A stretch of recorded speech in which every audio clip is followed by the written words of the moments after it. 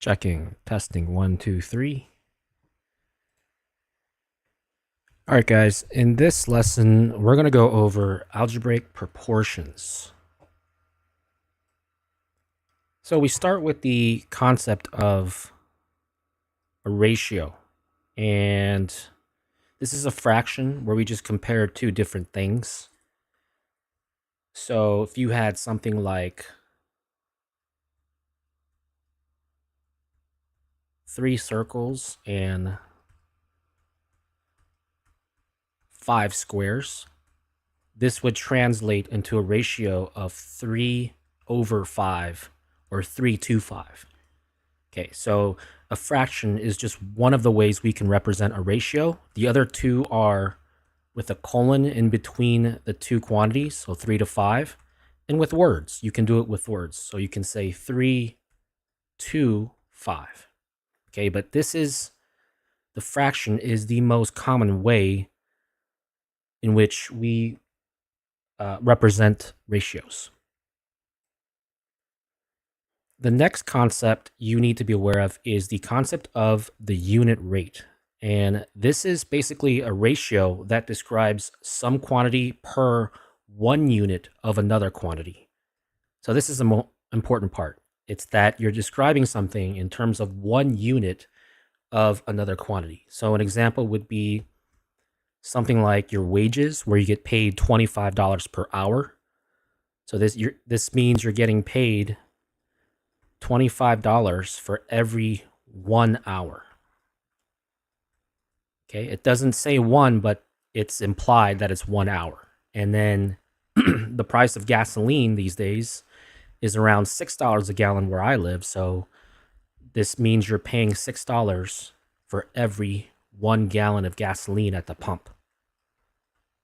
Now, if this was 2 gallons, let's say you were paying 2 gallons, it would be something like $12 for every 2 gallons. Okay, that's a ratio, but in terms of a unit rate, this would be what you're looking at, okay, because it's in terms of 1 unit of whatever quantity you're comparing it to. Okay, it has to be under 1 unit or over 1 unit. Okay. Suppose we have a car that can travel 821 miles on 15 miles of gasoline. How would we express this as a unit fraction then? And here are the following steps to do so. It's very easy. First thing you're going to do is create a ratio. Okay, what's our ratio? Well, it's given in the problem. It's 821 miles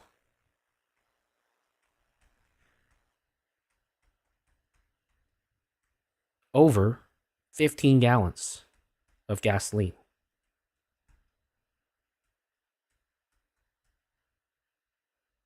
So actually, I'm going to write 15 gallons.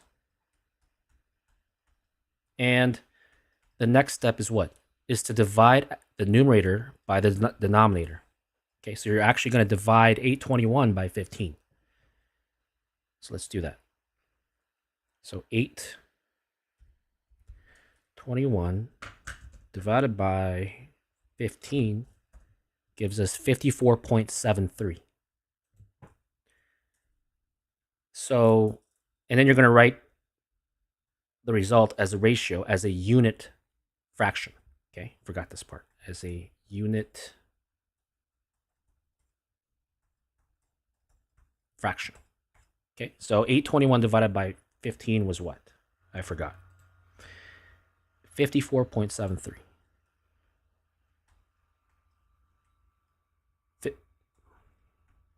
54.73.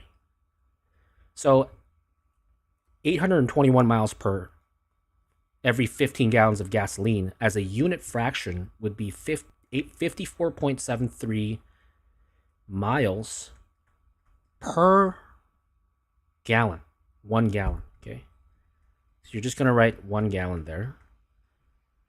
And this is your unit fraction. Okay, that's all you got to do. Basically, you're creating a ratio of what you're given, and you're actually dividing the numerator by the denominator, and whatever you get is going to be your answer written as a unit fraction.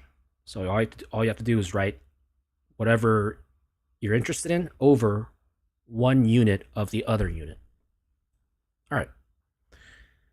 Let's try another one. Suppose you got paid $320 for working 8 hours at a job, whatever it is. How much did you get paid per hour? Okay, this is asking for the unit fraction. Okay, how much did you get paid for working every 1 hour? So let's go over the steps. You write your information in terms of a ratio, so $320 over 8 hours. And then you're going to divide. 320 divided by 8 is 40. So it's going to be $40 per 1 hour. Okay? 1 hour. We don't have to write the 1. But if you want to do it, that's fine as well. So this is going to be your unit fraction, or how much you get paid every hour, which is $40 per hour.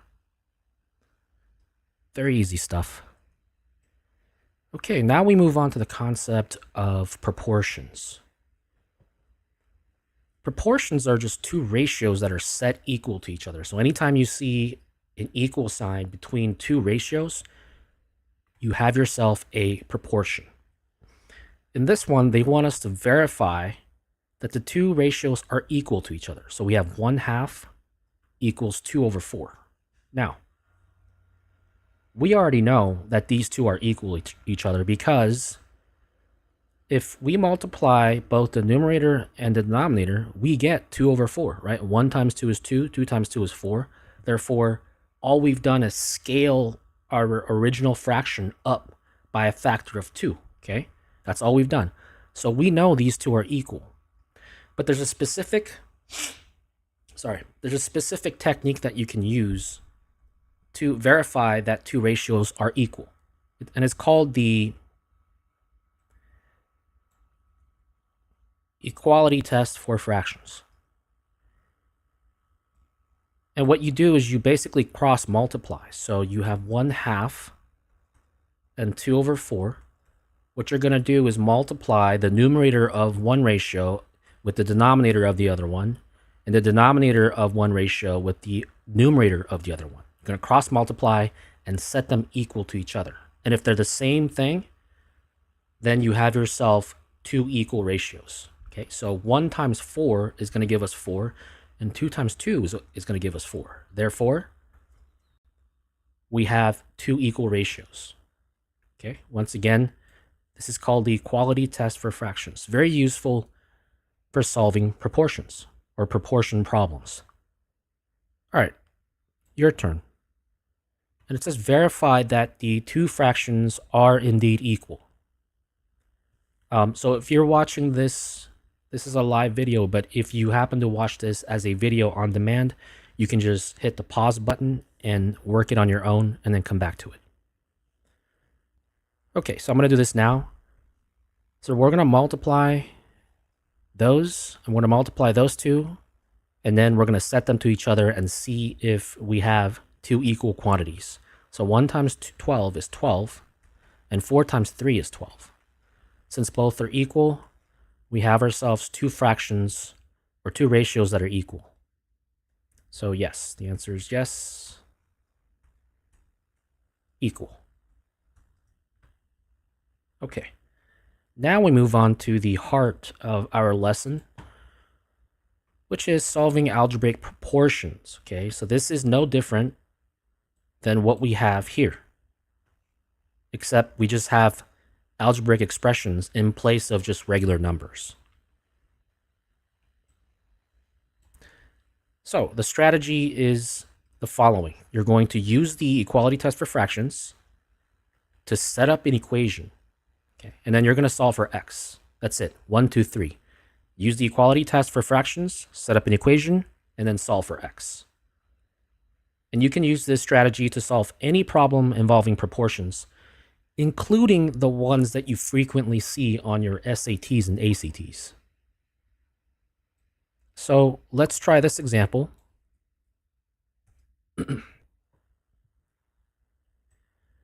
Here we have 2 over 5 equals x over 10. And what was our first step? It was to use the equality test for fractions. So we're going to multiply these two. We're going to multiply those two and set them equal. So 5 times x is 5x equals 2 times 10 is 20. And then what was the second step? It was to solve for x. Okay?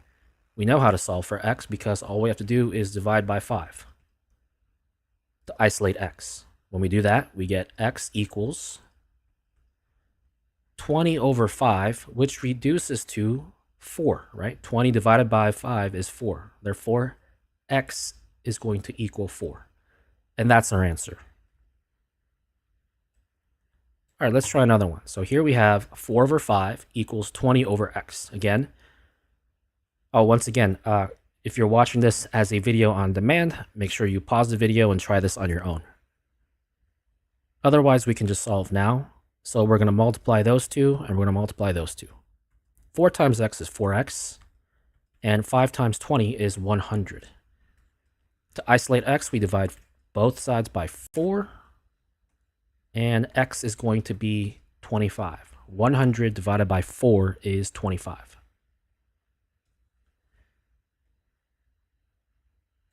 Okay, let's try one more. Actually, a couple more. There's 1, 2, and then there's a word problem. So this one, it's the same principle. So we're going to multiply those two and set them equal to each other. When we do that, we get 3x equals. So I'm going to write this down instead of doing it in my head. It's going to be 2 times the quantity of 2x minus 5. And we're going to distribute. That's going to give us 4x minus 10. Subtract both 4x from both sides. And we end up with negative x on the left side and negative 10 on the right side. We're going to divide both sides by negative 1 to get rid of the negative in front of the x. And when we do that, we get x equals positive 10, because negative 10 divided by negative 1 is positive 10. And that's our answer. And as always, you can plug your answer into the original equation to see if you get a true statement to check your answer. So let's do that. 2 times 10 minus 5 over 3 times 10. So we have what? 20 minus 5, that's 15. 3 times 10 is 30. And if you reduce this fraction, so they have a 15 over 30 has the greatest common factor of 5. Sorry, not the greatest common factor of 5. The greatest common factor of 15. 15 divided by 15 is 1. 30 divided by 15 is 2. And as you can see on the right side, we have 1/2. Therefore, we have a true statement, and our solution of x equals 10 is the correct answer. All right, let's try one more of these. Here we have 5x plus 1 over 6 equals 3x minus 2 over 3. And again, you can pause this video and try it out on your own before we start.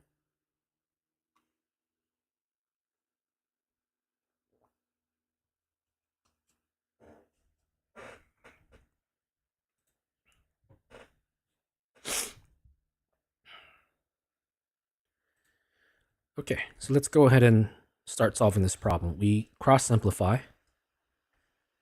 Sorry, not cross-simplify, cross-multiply. Okay. And what do we get? We get 3 times the quantity of 5x plus 1 equals 6 times the quantity of 3x minus 2. Simplify both sides, we get 15x plus 3 equals 18x minus 12. We're going to subtract 18x from both sides to move our variable to the left side. And then we're going to subtract 3 from both sides to move the constant to the right side. So we have, so 15 and negative 18 is negative 3x equals, negative 15 and negative 3 is negative 12 and negative 3 is negative 15. Divide both sides by negative 3. We get x equals 5. And that's going to be our answer. And again, if you want to check if this is correct, just plug your answer into the original problem, original equation, and check your answer that way. Okay, let's try one final problem. This is a word problem. Again, this is comes up very frequently on your ACTs and SATs. Word problems involving proportions, especially. So it says the distance between Las Vegas and Anaheim is about 300 miles. Okay, by the way, this is not exactly 300 miles in real life, but the point I want to make is on word problems, it doesn't have to be based on real life. They can create any kind of fake scenario on word problems as they want. So never assume that the facts on a word problems are actually reflective of reality. Okay, you can get distracted easy that way, trying to ask yourself, okay, is this actually the real situation in real life? So don't get distracted whether something is real or not. The problem just wants to know whether you know how to solve that particular problem. Okay, in other words, whether you understand the concepts related to the word problem. Okay, so the distance between Las Vegas and Anaheim is about 300 miles. On a map, this distance would be scaled down to 1.4 feet. Okay, so real life maps are supposed to be consistent. In other words, every 100 miles or every 200 miles has to equal exactly the same thing. Okay, that's what this is saying, is that in real life, this distance between Las Vegas and Anaheim is 300 miles, but on the map, like the ones that you read in real life, like on paper, or the map on your phone, like Google Maps, it's scaled down to a very small part of the map. In this instance, it's telling you that every 300 miles is going to be 1.4 feet. So let's say you were looking at a distance of 600 miles. Well, then we would be looking at a distance of 2.8 feet, right? Because 600 is twice 300. Therefore, on the map, the distance would be twice 1.4 feet. So 600 miles would be 2.8 feet. Okay, so that's what the concept of scaling is. It's just scaling down a very large distance in real life down to a specific finite distance on a map. On the same map, how many feet would be required between Las Vegas and Albuquerque? Okay, Albuquerque is a city in New Mexico. Two cities that are 500 miles apart. Okay, so it's giving you the distance between Las Vegas and Anaheim and telling you that on a map, it's 1.4 feet. And then it's telling you the distance between Las Vegas and Albuquerque, which is 500 miles. And then it's asking, what would that equal on your map? So anytime you see something like this, it's a proportion problem, okay? So the strategy is you're going to set up a proportion with the given information and solve for the unknown. So what are we given? We're given the distance from Las Vegas to Anaheim of 300 miles. And then we're given the scaled down distance of 300 miles, which is 1.4 feet. And then we're also given the distance between Las Vegas and Albuquerque, which is 500 miles. Now notice what I've done here. I've set up a proportion. I have two equal ratios. This one is from Las Vegas to Anaheim. And this one is going to be, so the unknown would be the distance on the map. And this ratio would be from Las Vegas to Albuquerque. Okay? And the distance on the map is your unknown. The important part is when you're setting up your proportion, you have to be consistent between the two ratios. So here we have the real life, the actual distance between Las Vegas and Anaheim. So on your other ratio that you're comparing it to, you have to do the same thing. You have to put the real life distance between Las Vegas and Albuquerque. You can't have, so you can't have the scaled down this part on the numerator. You can have the unknown part on your numerator if you also flip this ratio over. But since we have it as the distance in real life over the scaled down distance, you have to do the same thing for your other ratio. So I'm going to replace this question mark with x because we're solving for an unknown and it's algebraic. And I'm just going to solve it like we've been doing it so far. So we're going to cross multiply, okay, because of the equality test for fractions, and then solve for the unknown. So let's do that. We have 300 times x. That's going to be what? That's going to be 300 equals 1.4 times 500. What is that? 1.4 times 5. 7. Or sorry, 700, because I have to add the 2 zeros. And here we have an algebraic equation. 300x equals 700. And we're going to isolate x by dividing both sides by 300. Those cancel out, and then we're going to end up with x equals, so we have 700 over 300. You can just cross out the zeros, and we're left with 7 over 3. 7 over 3 is going to be what? It's going to be 2.3, right?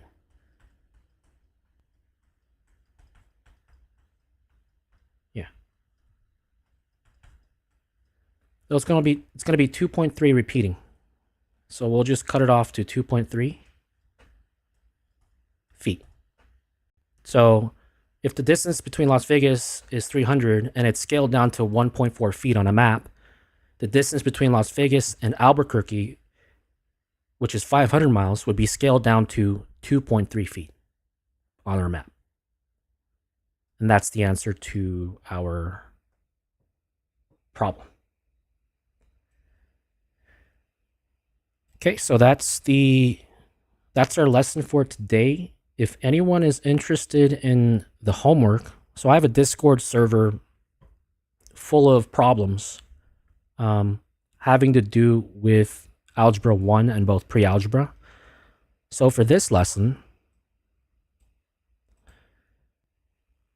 by the way, the Discord server is free for you to join. It doesn't cost anything. It has resources like videos and problems, assignments that you can do to practice and get better.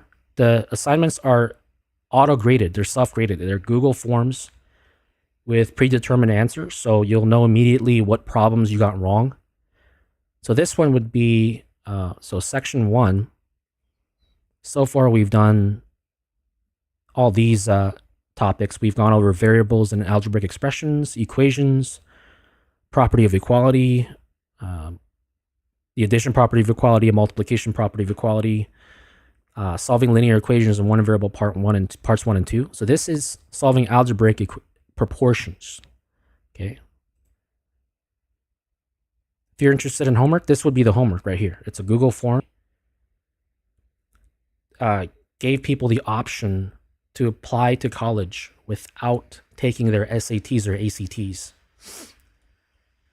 The University of California system recently just came out with a petition by, I believe, over 1,000 professors in STEM, petitioning the regents of the California university system to stop doing that. In other words, to require the SATs and the ACTs again, and other factors. The reason why they're doing this is because they've realized a lot of the students who get into these classes like calculus are completely unprepared for their class. And they're having to reteach things like middle school math, like fractions and exponents to their students. And this is coming from professors from universities like Berkeley. Berkeley is the top university in California, not private, so it wouldn't include universities like USC or Stanford or University of San Diego. But out of all the public universities in California, to my knowledge, it's the top university. And these students are supposed to be the creme de la creme of high school students in the United States. And now we have professors complaining that they're having to reteach middle school math to some of the smartest kids coming into these universities from all over the world. This, to me, is a huge red flag and a travesty, because I can guarantee you, if you're having to relearn middle school math in your calculus class, and you're in the STEM program, meaning you're majored in things like software engineering or calculus one, or sorry, not calculus, things like mechanical engineering, civil engineering, electrical engineering, I can guarantee you, you're not going to make it. If you have to review these things in your calculus class, you are not going to make it through your STEM program at your university. And you definitely, even if you somehow make it past the program and you graduate, you might have a very hard time finding a job, because both employers and your math professors will know immediately whether you can do something or not. So my guess is that they will bring back, eventually, if they want to correct for things, they will bring back the requirement for SATs and ACTs, because it's actually very important. They're doing a huge disservice to all their new students, because they've now admitted these students who don't know what they're doing. So this is a huge problem, and it's not only California. California has one of the best school systems in the entire country.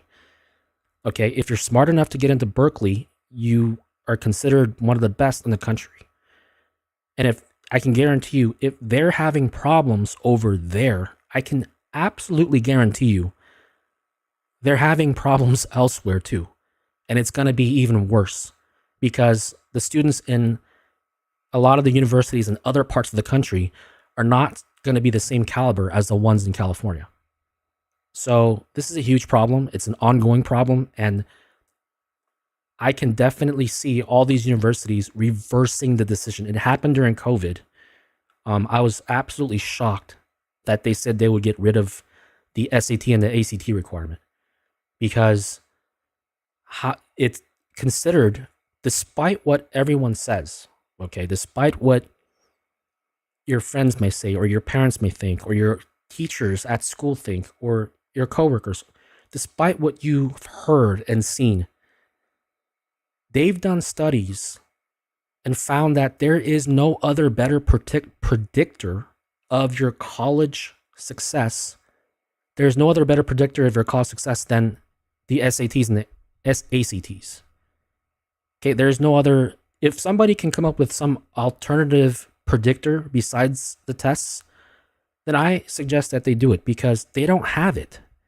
They don't have another alternative. The SATs and the ACTs are basically it.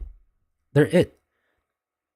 Okay, so for them to get rid of it and allow people to get into their universities without having taken those tests, they're doing, I'm sure it made the university system a lot of money, but they're doing those students a huge disservice.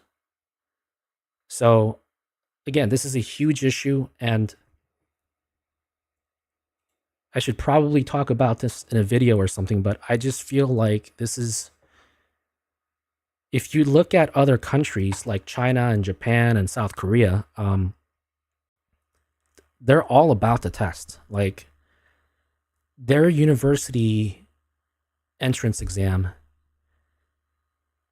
is probably one of the most important things that they do participate in, besides things like getting married and having children. That's how important their college entrance exams are. And they would never even entertain the idea of getting rid of those tests for whatever reason, which I don't want to get into right now because I don't want to get political. But I can guarantee you these tests are fundamentally important to predicting student success in college and life after college. And they absolutely should have never gotten rid of them in the first place. Okay, so that's my little rant, but just wanted to get that out of the way because that's something I actually do feel passionate about. Okay, guys, thank you for watching, and I'll see you next time.